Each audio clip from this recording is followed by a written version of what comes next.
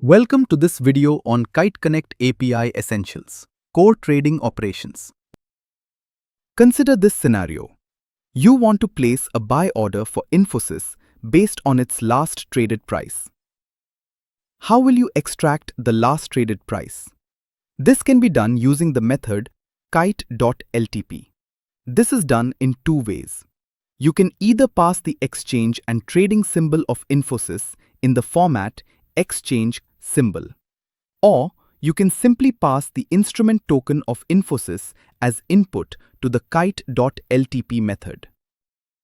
But what is an instrument token and how to extract the instrument token of Infosys? An instrument token is a unique numerical identifier assigned by Zerodha. This is assigned to each tradable instrument like stocks, options, or futures across all exchanges and segments. You can download the full list of instruments tradable on Zerodha and filter the trading symbol in fee. First, make sure you are logged in and have access to the Kite API. Then, the first step is to download the full list of all tradable instruments. This list is also called the master file. This is crucial for finding the correct instrument tokens that belong to tradable instruments for placing orders or fetching data. Here we use the kite.instruments method. This single call fetches the entire list, which we can load into a pandas data frame. As you can see, it contains over 94,000 instruments, each with details like its trading symbol, a unique instrument token, and the exchange it belongs to. Filter the instruments by the exchange and trading symbol. Since we want to get the instrument token of Infosys for trading in NSE, the exchange is NSE and the symbol is INFI. This instrument token can be used to extract the last traded price. But what if you want to buy Infosys based on open, high, and low prices over the day? You can extract these prices using the method kite.ohlc. Sometimes, traders would want to study the buy and sell orders for the trading symbol and would want to make trading decisions based on that. This data is called quote. The data that shows top 5 pending orders, called as bids and sell orders, also called as ask in the market, is called as market depth. This gives you insight into the current supply and demand. You can get the market depth data by using the method kite.quote.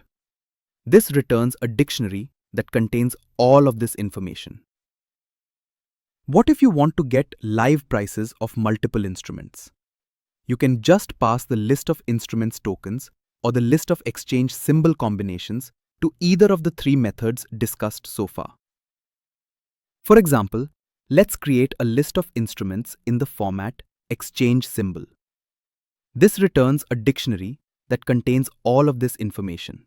This can be passed as input to get the live data. And that's it. Now you know how to get the full list of instruments from Zerodha using Python. Have you ever used the Kite mobile app or Kite web application? If so, you've likely noticed that prices update instantly. This is because the Kite application receives a continuous live stream of data. But how will your Python code retrieve the live price of, say, Reliance Industries? As we've learned in the previous sections, the Python code will call the method kite.ltp to get the last traded price. This is how it works. The Python code is querying the server for the price of Reliance using kite.ltp method. Hey server, what's the price of Reliance? It's 2,800 rupee. 10 seconds pass. Okay, what about now? Any change? Still 2,800 rupees. A price change occurs, but the code remains unaware of it. Python code after 10 seconds. How about now? It changed to 2,801. This method is known as polling. Your Python code must ask the server for the price, and then the server sends the price back. Therefore, this approach introduces a delay. You only receive the new price when you request it, not the exact moment it changes. polling can be suitable for low-frequency trading strategies. If your strategy requires checking for a price change every minute, every hour, or even less frequently, polling is an acceptable approach. On the other hand, if you need instant updates, then WebSocket becomes the ideal solution. Instead of your Python code having to ask the server for the price, a WebSocket establishes a two-way connection. Any change in price is instantly communicated by the server. It is similar to a phone call between your Python code and the server. KiteConnect uses the KiteTicker class to establish a direct and continuous connection to the server. This is how WebSocket communication works between your Python code and the server. Hey Python code, just letting you know, the price of Reliance has just increased to 2,801.50 paise. Python code receives the message and processes the information. Oh wait, another update. The price is now 2,801.75 paise. The Python code starts working on the updated price. Server after 1 second. The price is reduced to 2,801.50 paise. And the server sends all the changes in price to the Python code. See the difference? The server doesn't wait to be asked. The moment new information is available, it sends that data directly to your Python code. When you want to get live market data instantly for a set of stocks, instead of polling the server, you open a WebSocket connection. You inform the server, hey, I'm interested in these 10 stocks. From that moment on, whenever there's a trade, a change in the bid or ask price for any of those stocks, the Kite server instantly sends a tiny packet of data down that open line to your Python code. Instantly. So, let's recap. In polling, your Python code keeps asking the server for updates. This approach works well for low-frequency trading, whereas WebSockets allow the server to send updates the moment they happen. This eliminates the need to ask. This is helpful for your trading strategy to react quickly to price changes. In KiteConnect, you use the KiteTicker class to work with WebSockets. WebSockets are essential for real-time applications and low-latency trading strategies. Our goal is simple. We'll connect to WebSocket and get a live stream of price updates for a specific stock, let's say Reliance, which has the NSE instrument token 738561. We'll see every single tick, every price change, as it happens on the exchange, printed right on our screen. Don't worry, I'll walk you through every single line of code. Let's get started. Alright, here we are in our code editor. The first thing we need to do is import the necessary library. We import KiteTicker, which is the specific tool for WebSockets, and logging to help us see status messages. Next, you'll need your API key and access token. As we covered in an earlier video, you get an access token to log in programmatically. Finally, we create an object called KWS. This KWS object is our main tool. Think of it as initializing the WebSocket connection. We've told it who we are with the API key and token, but we haven't dialed the number just yet. Now, for the most important part, how do we actually handle the data when it comes flooding in? We do this using something called callbacks. A callback is a function that tells the WebSocket to run automatically whenever a certain event happens. We need to define callback functions for a few key events. On tick, this is the main one. It runs every time we receive a price update, a tick. On connect, this runs when our connection is successfully established. On close, this runs if the connection is closed for any reason. Let's write them. Let's see how these codes work. The onTicks function simply prints out the data it receives. In a real trading algos, this is where your strategy logic would go. The onConnect function is the setup function. Once we know the phone line is open, we have to tell Zerodha what we want to listen to. We do that with WS subscribe. We pass it a list of instrument tokens. Here, 738561 is the token for reliance on the NSE. We also use ws.setMode. This is useful for controlling how much data you get. Use mode LTP if you only need the last traded price. It's the most lightweight. Use mode quote for the open, high, low, and close prices. And use mode full to get everything, including market depth. I encourage you to play around with these different modes in the next notebook to see how the data changes. The onClose function is for handling disconnections. We've set everything up. We've defined our functions. We've assigned them as callbacks. Now there's only one thing left to do. Make the call. And that's it. The kws.connect command starts the process. It will run in the background, listening for data and calling our onTick function every time a new price for reliance comes in. And look at that. You can see the tick data flowing in. Each line is a Python dictionary containing all the market data for that instant. We have successfully tapped into the live market feed. Let's look at how you would typically place a buy order on Zerodha's Kite platform. At the same time, let's see how the same action can be taken through the Kite Connect API. Let's select a stock from our watch list. Let's go for Infosys. On the left side of the screen, you can see the Kite platform, and on the right side, we have our code. In the Python code, we use the kite.placeOrder method to place orders. Let's map the order parameters in our code one by one. Here you can see that we've selected regular. This is your order variety. Similarly, in our code, we set the variety as regular. The exchange, typically NSE or BSE, is usually pre-selected, or you can choose it. Setting the exchange parameter as NSE tells the API to place the order on NSE. We also need to specify the symbol of the stock that we are placing an order for. In this case, it's INFI for Infosys. Transaction type buy. This explicitly sets the order as a buy order. Here you can see the quantity. Just like typing 1 in the quantity field, here we will mention the number of shares that we want to buy. You also need to choose your product type. For instance, product CNC for delivery-based trades. Here we are selecting long-term CNC for delivery. Finally, you select your order type.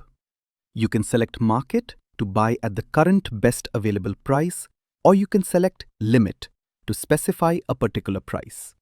Let's select market.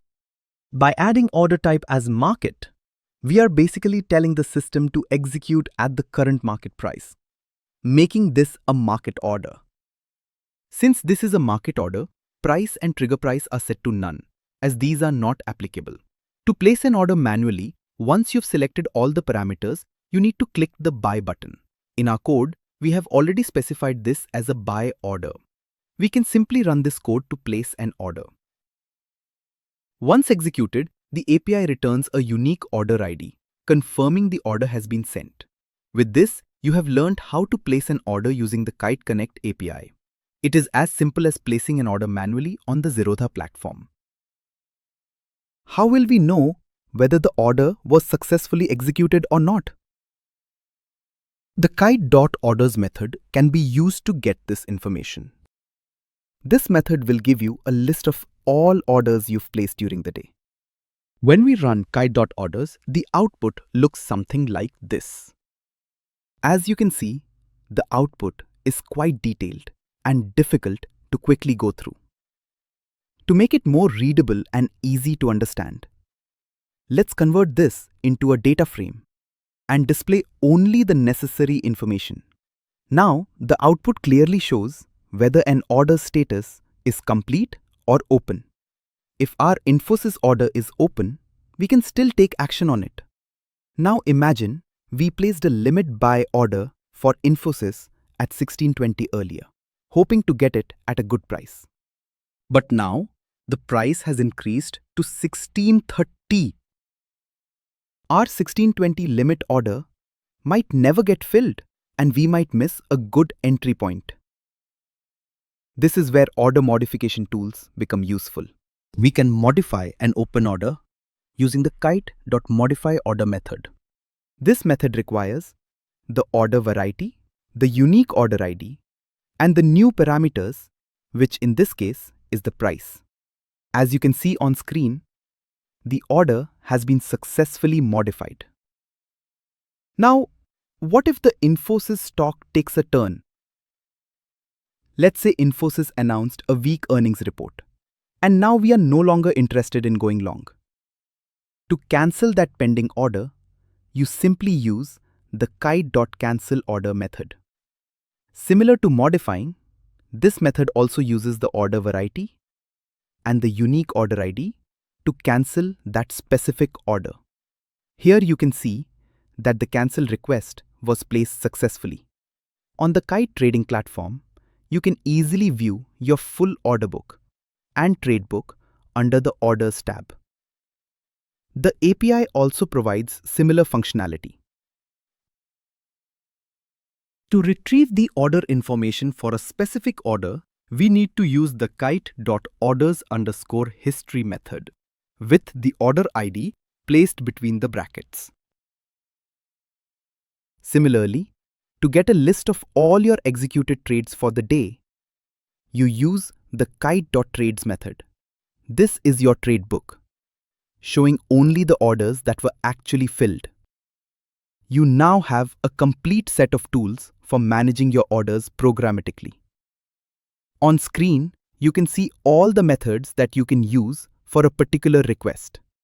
Feel free to hit pause to read them carefully. Once your orders are executed, they turn into positions. Understanding your trading positions is important because they represent your live exposure to the market. Your active positions show your profit or loss. In the previous video, we placed a buy order for Infosys. Once that order is executed, how do we check its current value and whether we are making money or losing it? This video will show you how to get information about your positions using Python. In trading, your positions refer to the active trades you currently hold. Kite Connect helps you differentiate between two types. Day positions is a snapshot of the buying and selling activity for that particular day. Net positions is the combined view of all open trades. Getting a clear view of these positions allows you to track your profit or loss, understand your market exposure, and manage risk effectively. For our Infi example, we need to quickly see if our buy order was successful and what its current status is. To get all your current positions, both day and net, you use the kite.positions method. When we run this code, the output looks something like this. As you can see, we've got the details of all our positions divided into day and net positions. Let us now convert this into a data frame and display only the necessary information. As you can see, now the output neatly separates your day positions and your net positions. For each position, you can see the trading symbol, the quantity you hold, the last price, and most importantly, your current P&L. Once fetched, you can easily analyze this data to understand your portfolio's health. For instance, you can simply sum up the M2M column to get the total day mark-to-market P&L. This provides an immediate summary of your overall performance. In addition to fetching information about your positions, you can also convert your positions. Let's say you have an intraday position of Infi, MIS product type, and this position is showing a significant profit. You initially planned to square it off today, but given the positive momentum, you have now decided to hold it overnight for delivery. To perform this conversion, you use the kite.convertPosition method. You'll need to specify key details like the trading symbol, exchange, transaction type, the quantity you wish to convert, the old product type, and the new product type. With this, we've covered the essentials of understanding and managing your trading positions using Python. To summarize, you now know how to fetch all your open trading positions with kite.positions. You can analyze their profit or loss. And you can even convert them between different product types using kite.convert position. You learnt about trading positions. These are your active trades for the day or those carried overnight. For example, if you bought Infosys shares for delivery, that was initially recorded as a position on the trade day. But holdings are different. They refer to the shares you've bought for delivery and are now stored in your account. These are your long-term investments. So, when does that Infosys delivery purchase show up in your holdings? It typically appears in your holdings on the T+1 day, meaning the next trading day after your purchase. Now, you've got these long-term investments. You might be asking, how do I check which stocks I own? How can I see which ones are currently profitable and which ones are not? To do this, you can use the holdings method. When you run this method, it will fetch all the stocks present in your account. As you can see, the raw data is very detailed. It has a lot of information. But we just need key insights to check our portfolio's health. So, let's convert this into a data frame and display only specific columns. The output will look something like this. Each row now represents a different stock you own. For each stock, you can check its quantity, average price, last traded price, and the P&L. You will also notice a column called T1 quantity. This refers to shares you have bought for delivery the day prior. Now that you have this data about your stocks, can you also check your overall portfolio performance? Yes, you can. For instance, here we have calculated the total invested value, total current market value of all the holdings, and the overall portfolio profit or loss. This gives you a clear snapshot of your long-term investment performance. If you're building a trading application using Zerodha's Kite Connect API, you're on your way to creating something really powerful. But there's a hidden roadblock that can suddenly stop your entire program from working. It's called a rate limit. Imagine your app is running perfectly, fetching prices, analyzing data, and then bam, nothing. You're met with an error and your connection is blocked. What's happened? You've likely hit the API rate limit. So what exactly is a rate limit? Think of it like a fair use policy. Zerodha's servers have to handle requests from thousands of users at the same time. To make sure the system stays fast and stable for everyone, they limit how many requests any single user can make in a short period.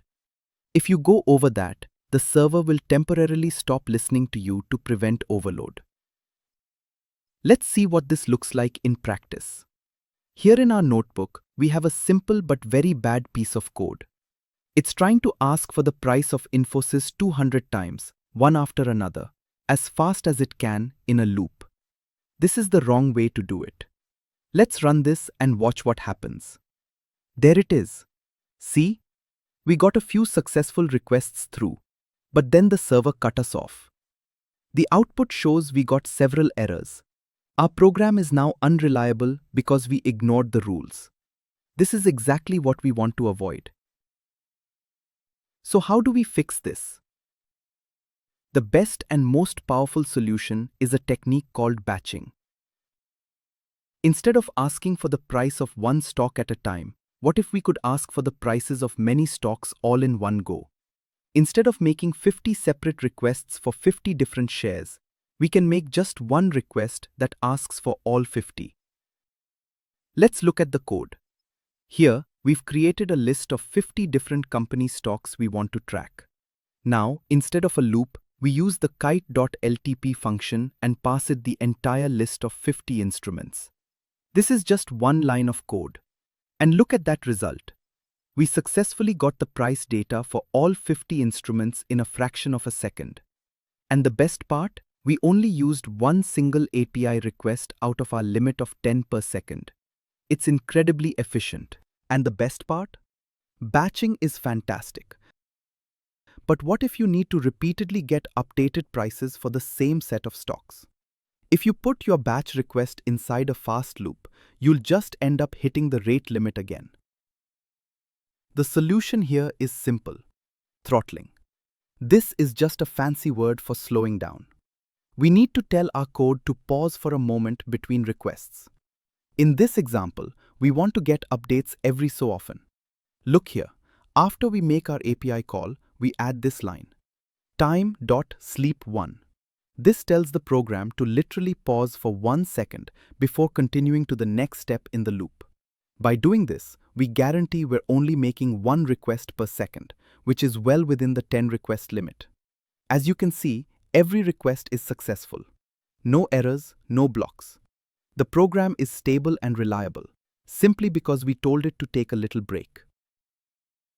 And that's really all there is to it. Building a robust trading app isn't just about fancy logic. It's about being a good citizen on the API. By respecting the rate limits, you ensure your application runs smoothly without any nasty surprises.